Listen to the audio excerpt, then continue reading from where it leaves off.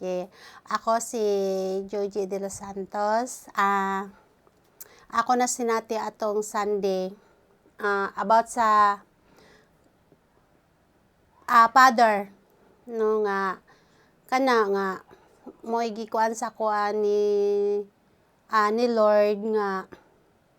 gipabati niya sa kuha nga kay isa ko ka kuan kana ang kanang ang akong ana sinati dito nga abandon kanang abandon nami sa kuan ako sa akong biological nako nga father, pero but na feel nako nga maskin ingon ana man pero naa si Lord ang naa siya nga isa ka amahan nga wala man ako na sinati sa tinuod nako nga papa, pero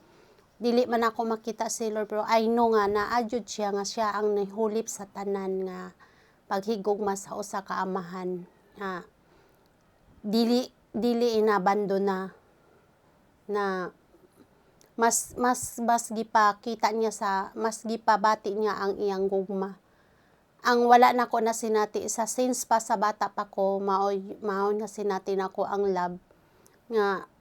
gikan ni Jesus, gikan jud ni Abba Father nga mga kanang munang na-feel gyud nako nga dito ko nga naibtan ko og kanaang naibtan og kanang tunok nga dili day ko abandonado nga usa ka anak, kay do na ay ko'y amahan nga mao si Jesus nga nasa taas no. Kanang dako kay kog pasalamat jud sa akong kinabuhi nga kanaang kani nga niini nga sa ingin ani nga kuan nga abi nako nga walay papa ba nga naghigugma nimo, walay papa nga wala kay papa nga na mga nasinati nimo nga na ay naglove di ay nimo no, nga mao di ay si Jesus no. Diha ba nga dako jud kayo kaayuhan sa akong kinabuhi, dako kay kog kanaang pasalamat nga niadtong adlaw nga mura kog naibtan jud og tunok, mura kog na kanang nauli ko nga kanang kuan ba malipayon ko nga naaday ko'y papa nga naaday ko'y amahan nga naa sa langit no, nga ang naghulat lang kanunay nga muduol ta niya, musampit ta niya, diha ba nga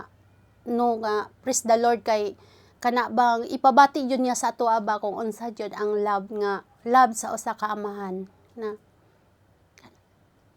salamat.